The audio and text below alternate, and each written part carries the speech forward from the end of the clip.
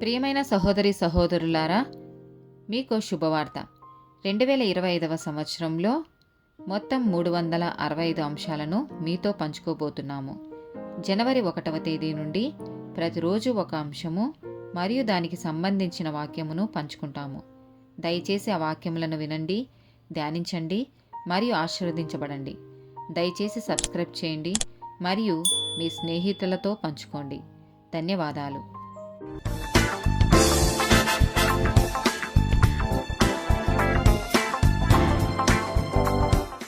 Second day topic సామర్థ్యం, ability. యెషయా గ్రంథము 40వ అధ్యాయము 31వ వచనం. యెహోవా కొరకు ఎదురుచూచువారు నూతన బలం పొందుదురు. వారు పక్షిరాజు వలె రెక్కలు చాపి పైకి ఎగురుదురు, అలయక పరిగెత్తుదురు, సొమ్మసిల్లక నడిచిపోవుదురు. దానియేలు గ్రంథము 3వ అధ్యాయము 17వ వచనం. మేము సేవించుచున్న దేవుడు మండుచున్న వేడిమి గల ఈ అగ్నిగుండంలో నుండి మమ్మను తప్పించి రక్షించుటకు సమర్థుడు, మరియు నీ వశమున పడకుండా ఆయన మమ్మను రక్షించును, ఒకవేళ ఆయన రక్షించకపోయినను. దానియేలు గ్రంథము 4వ అధ్యాయము 18-37 వచనాలు. బెల్తెషాజరు నెబుకద్నెజరును, నాకు కలిగిన దర్శనము ఇదే, నీవు తప్ప నా రాజ్యములో మరి ఏ జ్ఞానియు దాని భావము నాకు చెప్పనేరడు. నీయందు పరిశుద్ధ దేవతల ఆత్మయున్నది గనుక నీవే దానిని చెప్ప సమర్థుడవంటిని.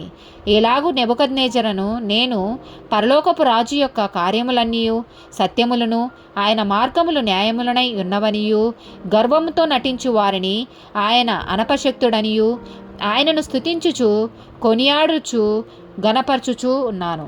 దానియేలు గ్రంథము 6వ అధ్యాయము 20వ వచనం.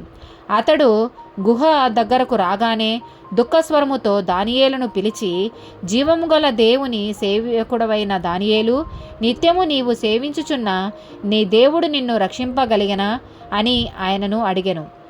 1 కొరింథీయులకు రాసిన పత్రిక 12వ అధ్యాయము 7-11 వచనాలు. ఆయనను అందరి ప్రయోజనము కొరకు ప్రతివానికి ఆత్మ ప్రత్యక్షత అనుగ్రహింపబడి ఉన్నది. ఎలాగనగా ఒకనికి ఆత్మ మూలముగా బుద్ధివాక్యమును, మరి ఒకనికి ఆ ఆత్మ ననుసరించిన జ్ఞానవాక్యమును, మరి ఒకనికి ఆ ఆత్మ వలననే విశ్వాసమును, మరి ఒకనికి ఆ ఒక్క ఆత్మ వలననే స్వస్థతపరచు వరమును, మరి ఒకనికి అద్భుత కార్యమును చేయశక్తియు, మరి ఒకనికి ప్రవచన వరమును, మరి ఒకనికి ఆత్మల వివేచనయు, మరి ఒకనికి నానావిధ భాషలను, మరి ఒకనికి భాషల అర్థము చెప్పు శక్తియు అనుగ్రహింపబడి ఉన్నవి.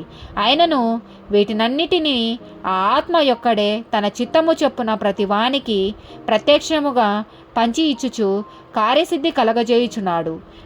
1 కొరింథీయులకు రాసిన పత్రిక 12వ అధ్యాయము 27-31 వచనాలు. అటువలే మీరు క్రీస్తు యొక్క శరీరమై ఉండి వేరువేరుగా అవయవములై ఉన్నారు.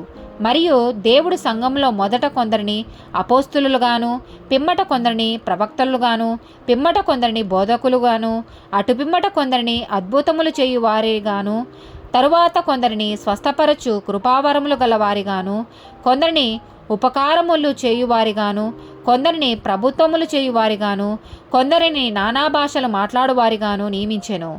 అందరూ అపోస్తులులా? అందరూ ప్రవక్తలా? అందరూ బోధకులా? అందరూ అద్భుతములు చేయువారా? అందరూ స్వస్థపరచు కృపావరములు గలవారా?